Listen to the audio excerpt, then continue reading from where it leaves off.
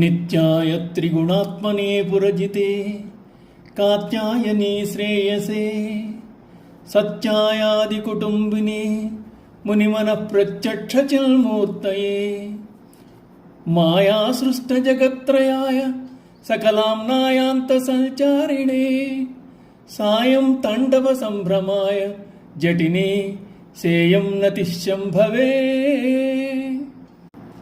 నిత్యుడు సత్వరజస్తమో గుణములు శరీరములుగా గలవాడు, స్థూల సూక్ష్మ కారణ శరీరములు జయించినవాడు, పార్వతీదేవి యొక్క తపఫలమునకు రూపమైనవాడు, త్రికాల వేద్యుడు, ప్రప్రథమ సంసారి, మునుల మనసులకు గోచరమైన చిత్స్వరూపము గలవాడు, మాయాశక్తి చేత ముల్లోకములను సృజించగలవాడు, ఉపనిషత్తుల యందు సంచరించువాడు, సంధ్యాతాండవమందు సంభ్రమించువాడు, జటాధారి అగు శంభనుకు ఇదే నా నమస్కారం. ఈ శ్లోకమందు శంకరాచార్యుల వారు సకల జగత్స్వరూపుడైన పరమశివుని స్తుతించుతున్నారు. ఈశ్వరుడు నిత్యుడు, ఆయనకు నాశము లేదు. తన మాయాశక్తి చేత 3 లోకములను తనలోనే లీనము చేసుకుంటున్నాడు. తిరిగి తన నుండి సృజిస్తున్నాడు. ప్రళయకాలంలో సృష్టిలోని సకల జీవరాశులు అచర జగత్తు సహా యావత్తు ఆయన యందే లీనమైపోతాయి. సృష్టికి పూర్వము, సృష్టి తర్వాత కూడా ఉండేది అతడే. మహేశ్వరుడు బ్రహ్మ విష్ణు రుద్రస్వరూపుడు.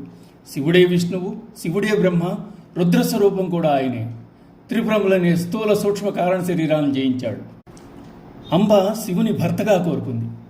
మన్మధుడు రంగప్రవేశం చేసి కోరిన వారెవరైనా ఎంతటి గనుడైనా అంటూ అహంకరించాడు.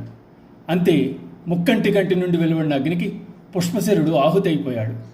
అమ్మా అని కేకపెట్టి భస్మరాశిగా మారిపోయాడు.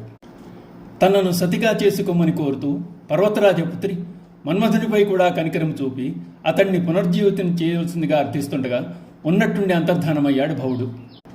శివుణ్ణి ప్రసన్నం చేసుకోవడం తప్ప వేరే మార్గం కనిపించలేదు అంబకు. కఠోరమైన తపోదీక్షలో పర్ణములను కూడా విసర్జించి అపర్ణ అయింది. చివరకు ఉమాదేవి తప ఫలించి దిగివచ్చాడు గిరిజా మనోహరుడు. పార్వతీ పరమేశ్వరులు ఆది దంపతులుగా కొలవబడుతున్నారు. ప్రప్రథమ సంసారులుగా చెప్పబడుతున్న వారు వారే. శివుడు భూత భవిష్యత్ వర్తమాన జ్ఞానం గలవాడు. సదా ఈశ్వరుని యందు రమించుతున్న మునుల యొక్క మనోదృష్టికి గోచరమయ్యే చిత్స్వరూపుడు పరమేశ్వరుడు. వేదోపనిషత్తుల చే తెలియబడేవాడు కూడా శంకరుడు. సాయం సంధ్యా సమయమందు తాండవము సల్పి సంభ్రమించు శివుడు నర్తమునందు విజృంభిస్తాడు. జటాధారి వెలుగులనే అమృతాన్ని స్రవిస్తున్న శశాంకుని ధరించి శంభుడు అన్ని సుఖాలకు కారణమవుతున్నాడు. అట్టి పరమేశ్వరుడు ఇదే నా నమస్కారం అంటున్నారు శంకరాచార్యుల వారు. ఓం నమః శివాయ.